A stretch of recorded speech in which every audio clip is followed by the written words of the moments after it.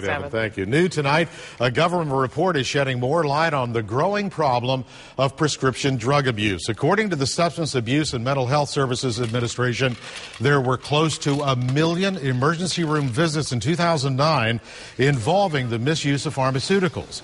That's nearly double the number from 2004.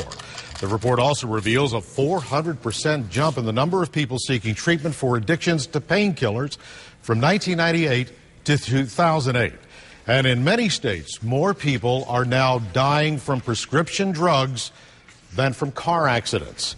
The growing problem of prescription drug abuse is rampant in South Florida. In fact, Dave Ehrenberg, a former state senator from our area, has been assigned by the state to take down illegal pill mills, making it harder for addicts to get their hands on pills.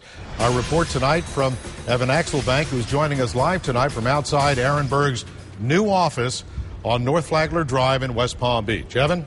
Well, Jim, the state says that pill mills are clinics that recklessly prescribe prescription drugs to people who they know are addicted. Now, Dave Ehrenberg is a former Democratic state senator. He has been appointed by a new Republican administration to take those pill mills down. And with more than 300 of those pill mills in Palm Beach and Broward counties, he is basing his operation here. James McGilvery still has his son's collection of pain pill bottles.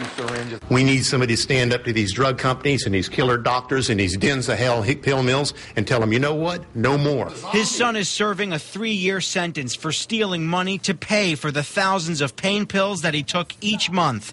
McGilvery runs an anti-pain pill website. My son got in trouble a year ago. He was close to death from these drugs. He got an email from Dave Ehrenberg on Tuesday, a former state senator who he'd met with last year to plead his case on pill mills. I'm going to lead the state's efforts against pill mills full time. Today was Ehrenberg's first day on the job. These are not just junkies from Kentucky. These are families locally.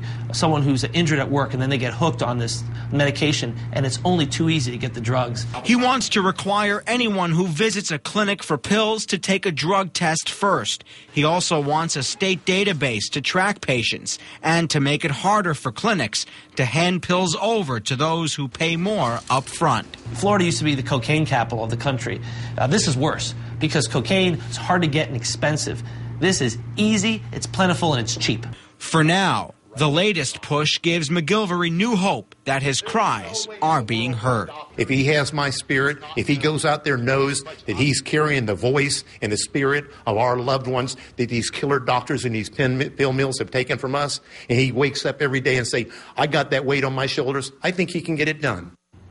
Ehrenberg admits that he is working within an administration that has shown itself in its first few days to be anti-regulation, but he calls these regulations no-brainers, and he says his experience as a former state senator means that he has relationships with people on both sides of the aisle and that he can get things done. We are live in West Palm tonight. Evan Axelbank, WPTV, News Channel 5.